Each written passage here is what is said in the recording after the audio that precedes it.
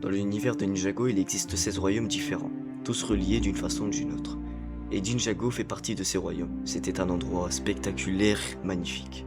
Mais le point le plus important à retenir, c'est que chaque royaume a un royaume frère, une sorte de jumeau mystique. Pour Ninjago, ce royaume frère est le royaume maudit. Ces deux royaumes sont liés par un équilibre très fragile. Si quelque chose arrive à l'un d'eux, l'autre subit directement les conséquences. C'est une règle fondamentale des royaumes. Le souverain de Ninjago pendant très longtemps, c'est Kanji Kan, le père de Nadakan. Kanji Kan est le roi des djinns. Il est marié, ce qui lui donne le pouvoir de faire des vœux à l'infini. Et il est le gardien des armes de famille anciennes et extrêmement puissantes, comme le sabre des âmes.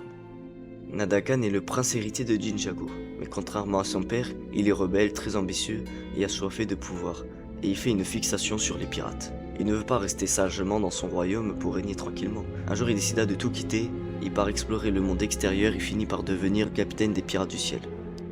Il rêve de conquérir Ninjago, de devenir le maître absolu des vœux et de régner surtout. Quand Kanji Kan apprend les actions de son fils en ce mode de vie de pirate, il est furieux. Il réunit publiquement Nadakan et le bannit pour toujours. Nadakan part donc en exil rempli de rancœur et de haine envers son père, et envers son propre royaume, qu'il considère comme trop faible. Des années plus tard, Nadakan a réussi à retourner à Ninjago grâce au cristal du royaume. Il arrive avec son équipe de pirates, mais ce qu'il découvre est un choc terrible. Le royaume est déjà en train de s'effondrer sous leurs yeux. Et à ce moment-là, son père, Kanji Kan, est sur son lit de mort, très affaibli par la destruction du royaume. Kanji Kan explique à son fils ce qui se passe, en lui transmettant le sabre des âmes. Prends le sabre des âmes. Mais ce sabre est celui du... Il ne peut appartenir qu'au roi. Prends-le.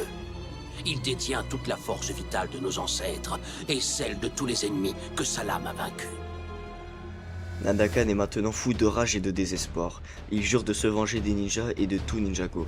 Avec le pouvoir des sabres des âmes, il capture les âmes des ninjas et des maîtres élémentaires. Il utilise leur énergie pour arracher des montagnes, des villes et des terres entières de Ninjago, et les faire monter au ciel. Son but, reconstruire un nouveau Ninjago au-dessus de Ninjago.